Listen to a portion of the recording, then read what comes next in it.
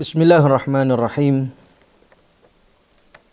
Alhamdulillah alladzi hadana lihada wa ma kunna linahtadiya laula an hadanallah.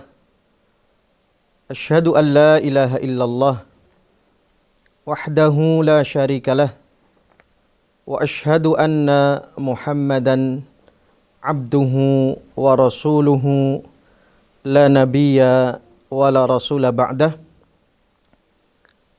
Ya ayyuhalladzina amanu ittaqullaha haqqa tuqatih wa la tamutunna illa wa antum muslimun. Akhi wa ukhti, dimanapun antum berada, semoga Allah subhanahu wa ta'ala senantiasa memberikan taufik, senantiasa memberikan i'anah, senantiasa memberikan hidayah kepada kita semuanya, dan antum senantiasa berada di atas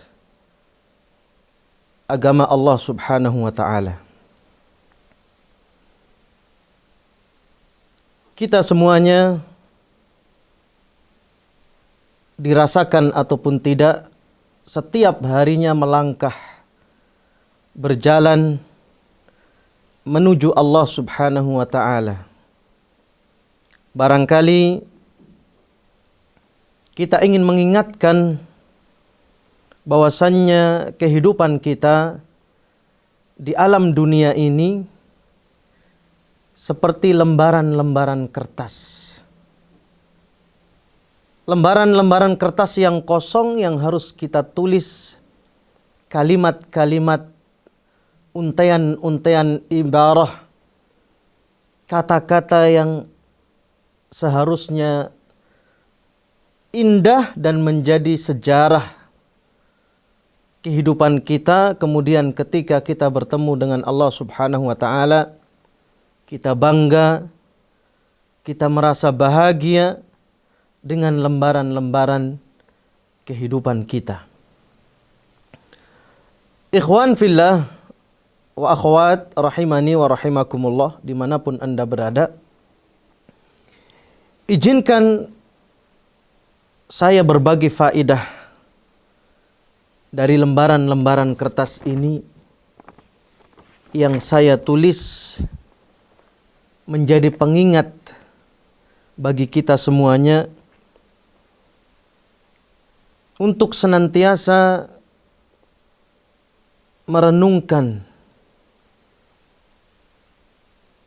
mengamati, kemudian merasa bahwasannya setiap hari kita butuh lembaran-lembaran kertas yang menjadi pengingat kita berjalan, kita berjuang untuk mencapai keridhaan Allah subhanahu wa ta'ala. Lembaran kertas yang ingin saya bagi faedahnya kepada antum semuanya, di sini tertulis alladzina amanu wa amilus salihati tuba lahum wa husnu ma'ab. Alladzina amanu, orang-orang yang beriman, yang menjaga keimanannya dan ketauhidannya. Wa amilus salihat, dan dia menyempurnakan keimanannya tadi dengan beramal saleh. Allah menyebutkan tuba lahum wa husnu ma'ab. Allah menganugerahkan kepada mereka husnu ma'ab, sebaik-baik tempat kembali, yaitu surganya Allah subhanahu wa ta'ala. Orang yang beriman, kemudian orang tersebut membenarkan keimanannya dengan melakukan amal soleh. Tetapi sebelum ayat itu ditutup oleh Allah Subhanahu wa taala dengan tuba lahum wa husnu ma'ab, ada rangkaian yang perlu kita cermati dari rangkaian ayat ini sebelumnya, yang dirasa menjadi sebab Allah Subhanahu wa taala menguatkan orang tersebut untuk berpegang teguh kepada keimanannya, kemudian bisa menyempurnakan keimanannya dengan amal soleh. Sebelumnya Allah mengatakan, alladzina amanu wa tatma'innu qulubuhum bidzikrillah. Ala bidzikrillahi tatma'innul qulub. Dan orang-orang yang beriman, hati mereka tenang, tentram. Mereka mendapatkan tumakninah, sakinah, kenyamanan, ketenangan yang mereka butuhkan dalam mengarungi lembaran-lembaran kehidupannya. Ya. Bidzikrillah, hati mereka tenang karena mengingat Allah Subhanahu wa taala. Kemudian Allah menyambungkan, ala bidzikrillahi tatmainnul qulub. Ketahuilah bahwasannya dengan mengingat Allah Subhanahu wa taala, hati ini menjadi tentram, menjadi bahagia, menjadi tenang. Orang di dunia ini banyak mencari kebahagiaan dengan cara yang lain. Berambisi dengan hartanya, berambisi dengan pekerjaannya, berambisi dengan bepergiannya, berambisi dengan kehidupan duniawinya, pertaniannya, perdagangannya. Mereka mencari ketenangan hidup, padahal Allah Subhanahu wa taala sudah menyebutkan di dalam ayat tadi, ala bidzikrillahi tatmainnul qulub, bahwasannya dengan berzikir kepada Allah Subhanahu wa taala, hati manusia, terkhusus orang-orang yang beriman kepada Allah Subhanahu wa taala dan mengamalkan syariat Allah Subhanahu wa taala di muka bumi, mereka mempunyai cara tersendiri untuk menghasilkan ketenangan hati, yaitu dengan berzikir kepada Allah Subhanahu wa taala. Kemudian di dalam lembaran kertas ini saya mencatat, menukil satu riwayat hadis dari Nabi sallallahu alaihi wasallam ketika Nabi sallallahu alaihi wasallam mengajarkan kepada Muadz bin Jabal radhiyallahu an satu doa yang Nabi sallallahu alaihi wasallam wasiatkan kepada Muadz bin Jabal. Doa ini perlu dicermati karena Nabi SAW mengajarkan beberapa sifat yang terkandung dalam doa tersebut yang akan menjadi tanda bahwasannya orang tersebut dicintai Allah Subhanahu wa taala. Nabi SAW mengajarkan satu doa yang lafadznya, Allahumma a'inni ala dzikrika wa syukrika wa husni ibadatik. Muadz bin Jabal, seorang ulama di kalangan para sahabat, dai yang pertama dikirim oleh Rasulullah SAW ke negeri Yaman. Ya. Beliau mengajarkan doa ini untuk senantiasa dibaca oleh beliau. Ya, Allahumma a'inni, ya Allah, tolonglah aku, berikanlah bantuan kepadaku, ala dzikrika, untuk senantiasa menjadi hamba yang senantiasa menyebut namamu, wa syukrika, dan menjadi hamba yang senantiasa bersyukur kepadamu atas semua nikmat dan karunia darimu, wa husni ibadatika, dan agar saya senantiasa dalam keadaan beribadah di atas sunnah dari Nabi SAW. Saudaraku yang beriman, saudariku dimanapun Anda berada semuanya, Di dalam doa ini terkandung 3 sifat yang seharusnya dimiliki oleh seorang muslim sehingga dicintai oleh Allah Subhanahu wa taala. Yang pertama adalah hamba tersebut punya sifat senantiasa berzikir kepada Allah Subhanahu wa taala. Mensyukuri nikmat Allah Subhanahu wa taala dan dibenarkan dengan senantiasa beribadah di atas sunnah, petunjuk dan hidayah dari Nabi sallallahu alaihi wasallam. Ya, kemudian di dalam lembaran kertas ini ya, saya mencatat ya, hadis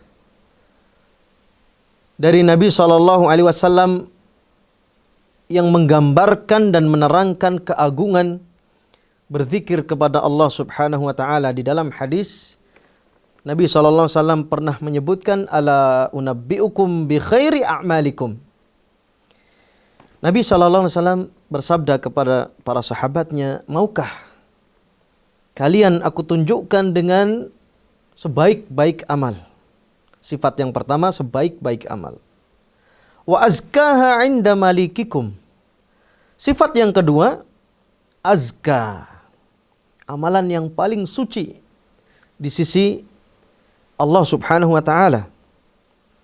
Sifat yang berikutnya, wa arfa'iha fi darajatikum. Sifat yang ketiga, amalan yang ampuh dan luar biasa untuk mengangkat derajat kalian di sisi Allah Subhanahu wa taala. Kemudian Nabi menyebutkan lagi sifat berikutnya, wa khairun lakum min infaqidz dzahabi wal wariq. Amalan tersebut lebih baik daripada menginfakkan emas dan perak. Kemudian sifat berikutnya, wa khairul lakum min an talqau aduwakum fatadribu a'naqahum wa yadribu a'naqakum. Amalan itu lebih baik daripada engkau bertemu dengan musuhmu di medan jihad. 2 kemungkinan. Kemungkinan pertama, kamu penggal leher-leher mereka untuk meninggikan kalimat Allah Subhanahu wa taala, atau wa yadribu a'naqakum, atau mereka membuatmu menjadi syahid di jalan Allah Subhanahu wa taala. Ya, terkumpul beberapa sifat yang Nabi jelaskan di dalam hadis ini tentang amalan ini, luar biasa. Ya, amalan yang terbaik, amalan yang paling suci, amalan yang mampu mengangkat derajat seseorang dengan luar biasa di sisi Allah Subhanahu wa taala, lebih baik daripada menginfakkan emas dan perak, dan lebih baik daripada jihad fi sabilillah. Kemudian para sahabat menjawab, qalu bala ya Rasulullah. Tentu ya Rasulullah, kami sangat menginginkan amalan tersebut. Kemudian Nabi SAW mengatakan, qala dzikrullah. Nabi mengatakan, berzikir kepada Allah Subhanahu wa ta'ala. Barangkali di antara kita tidak mempunyai harta untuk bersedekah, bisa menggantinya dengan ucapan tasbih, takbir, tahlil, mencari manfaat dari ucapan tersebut sehingga dia bisa menutupi kekurangannya, karena kekayaan dan kemiskinan merupakan bagian takdir dari Allah Subhanahu wa ta'ala. Ya. Barangkali orang tersebut menginginkan amal yang cepat mengangkat derajatnya. Di sini ada solusinya. Ya.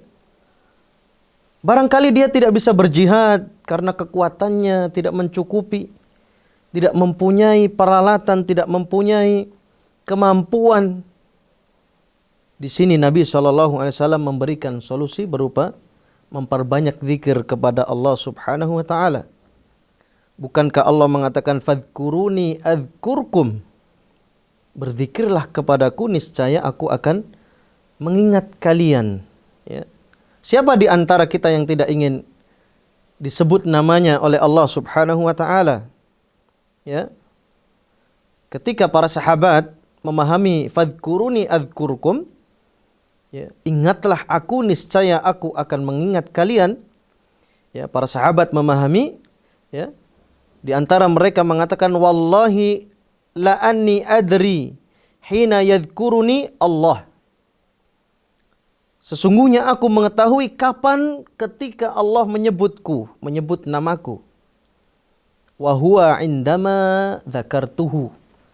Sebagian salaf mengatakan, aku mengetahui kapan saat di mana Allah menyebutku, mengingatku, yaitu ketika aku mengingat Allah Subhanahu wa taala. Pun demikian dengan sabda Nabi SAW. Nabi SAW pernah berjalan bersama para sahabat kemudian melewati sebuah gunung. Yang gunung tersebut dinamai oleh orang-orang di sekitarnya dengan Jamdan. Ya, kemudian Nabi SAW mengatakan sabaqal mufarridun, sabaqal mufarridun, sabaqal mufarridun. Nabi mengatakan kalian sudah didahului oleh orang-orang yang disebut dengan mufarridun. Kemudian para sahabat bertanya, ya Rasulullah, man humul mufarridun? Siapakah mereka yang digelari dengan al-mufarridun yang engkau sebutkan tadi, mendahului kami ya Rasulullah? Kemudian Nabi SAW mengatakan, alladzina yadhkurunallaha katsira wadzakirat. Mereka adalah orang-orang dari kalangan orang-orang yang beriman dan mereka mempunyai kebiasaan menyebut Allah Subhanahu wa taala dengan zikir yang banyak. Satu riwayat dikatakan Musa pernah bertanya kepada Allah Subhanahu wa taala, "Man afdalun nas?" Musa pernah bertanya kepada Allah Subhanahu wa taala, siapa orang yang terbaik itu ya Rabb? Kemudian Allah Subhanahu wa taala memberikan jawaban kepada Nabi yang tercinta Musa alaihi salam, man yadhkuruni wala yansani. Orang yang senantiasa mengingatku dan tidak melupakan aku. Ya, di sini ada isyarat bahwasanya ketika Nabi Musa bertanya kepada Allah Subhanahu wa taala, tentunya dia ingin memperoleh derajat tersebut sebaik-baik manusia. Ya. Kemudian Allah Subhanahu wa taala mewahyukan kepada Musa alaihissalam, mereka orang yang terbaik itu adalah orang yang senantiasa mengingatku dan tidak melupakan aku. Datang seorang sahabat kepada Nabi SAW meminta satu wasiat. Karena kan dikatakan sahabat ini sudah tua, kemudian kehilangan masa mudanya. Dia ingin menutup masa tuanya dengan amal soleh sehingga meninggal dalam keadaan husnul khatimah. Ya, kemudian Nabi SAW mewasiatkan kepada sahabat ini, la yazalu lisanuka radban bidzikrillah. Hendaknya lisanmu senantiasa basah karena berzikir mengingat Allah Subhanahu wa taala. Ya, ini adalah wasiat yang agung ya bagi orang-orang yang ingin mendapatkan husnul khatimah, mendapatkan penutup kematian yang bahagia di sisi Allah Subhanahu wa taala. Amalan ini bisa menjadi sesuatu yang dilazimkan, sesuatu yang dijaga dan sesuatu yang dipegang dengan erat sehingga ketika Allah Subhanahu wa taala memanggilnya, dia diwafatkan dalam keadaan yang baik, yaitu sedang mengingat Allah Subhanahu wa taala. Ya, dikatakan dalam hadis yang lain, ya, man dzakarani fi nafsihi dzakartuhu fi nafsi. Barang siapa yang mengingatku di dalam dirinya, maka Allah Subhanahu wa taala di dalam hadis qudsi menjelaskan dzakartuhu fi nafsi. Maka aku akan menyebut orang itu di dalam diriku.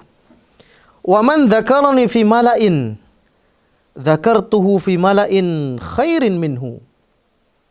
Maka barang siapa yang mengingat Allah di satu jamaah, satu perkumpulan, satu komunitas, maka Allah yang maha syakur, yang maha berterima kasih, akan mengingatnya di majlis yang lebih mulia, yaitu majlisnya para malaikat.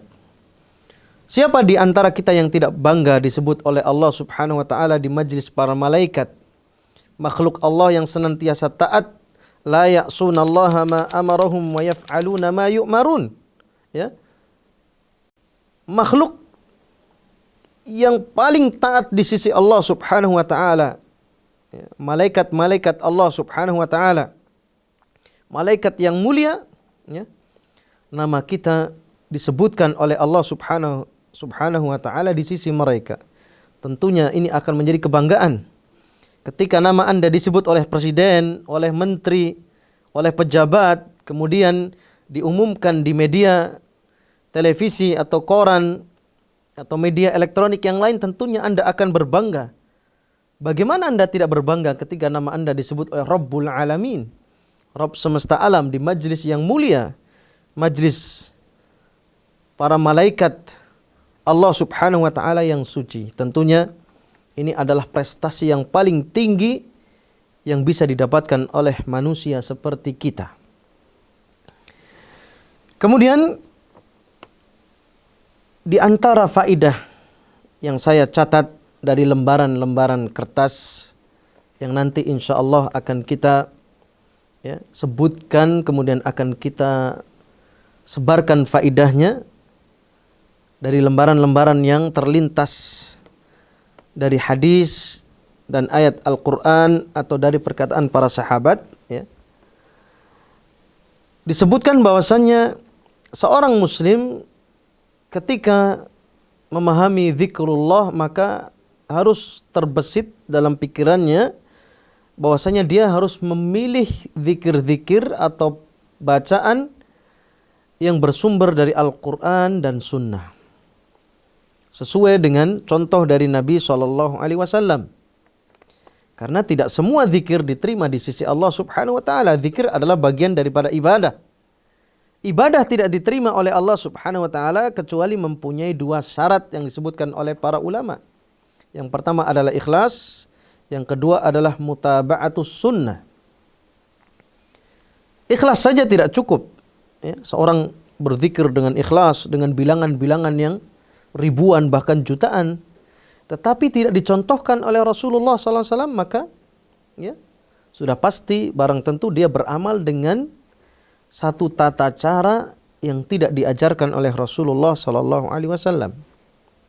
Saya akan contohkan di lembaran kertas ini satu contoh zikir yang sederhana yang diajarkan oleh Rasulullah SAW kepada sahabatnya.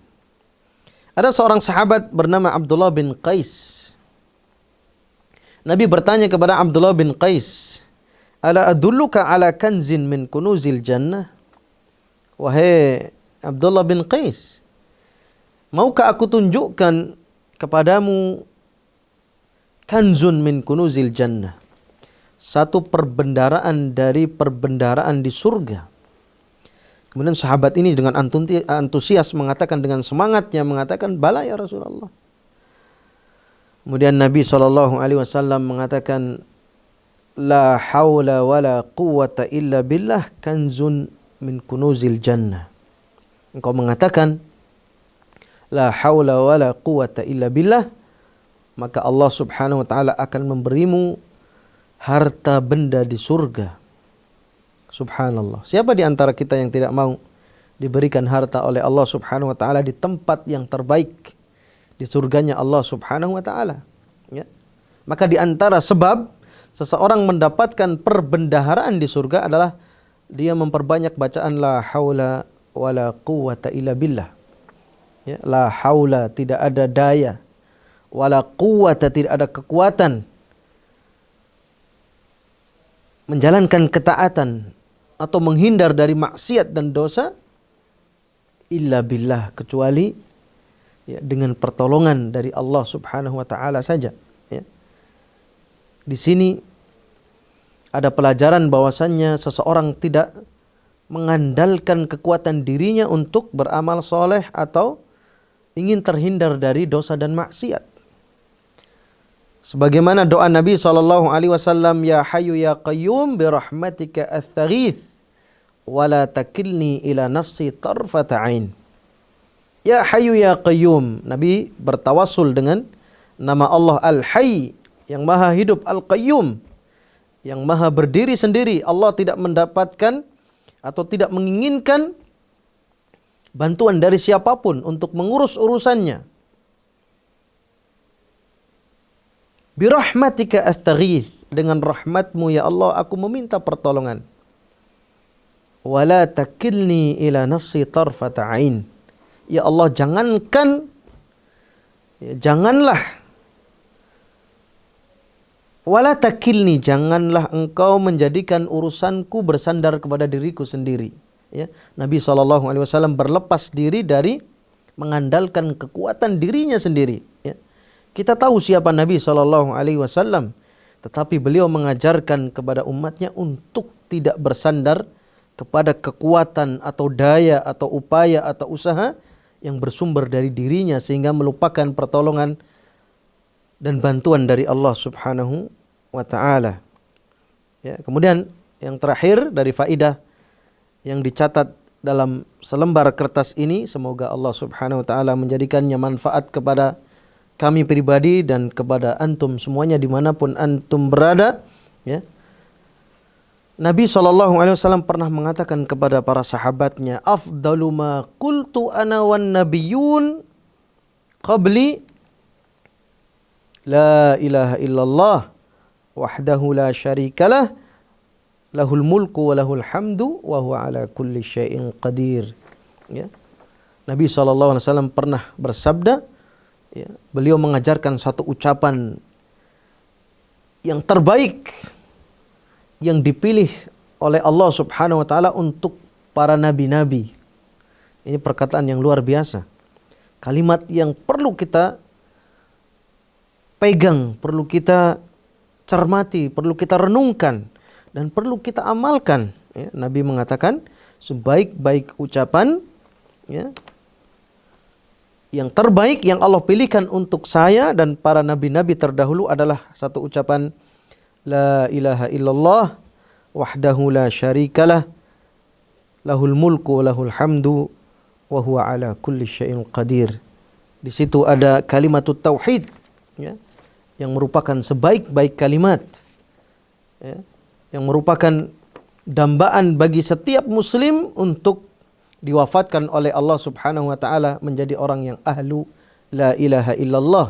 Bukankah Nabi SAW mengatakan, man kana akhiru kalamihi la ilaha illallah dakhalal jannah. Barang siapa yang akhir kalimatnya yang terucap dari lisannya adalah kalimatut tauhid, niscaya kalimat tersebut akan menjadi kunci di antara kunci-kunci pembuka surganya Allah Subhanahu wa ta'ala. Demikian saudaraku yang beriman, dimanapun Anda berada, dari selembar kertas ini kita mendapatkan faedah. Mudah-mudahan Allah Subhanahu wa ta'ala menjadikan kita hamba-hamba yang senantiasa tunduk, taat dan patuh kepada Allah Subhanahu wa ta'ala. Kemudian lisan kita, hati kita, pikiran kita senantiasa dipenuhi dengan zikir kepada Allah Subhanahu wa ta'ala sebagai kunci kebahagiaan hidup kita di dunia dan di akhirat. Ya, semoga bermanfaat. Subhanakallahumma wa bihamdika asyhadu an la ilaha illa anta astaghfiruka wa atubu ilaik. Wassalamualaikum warahmatullahi wabarakatuh.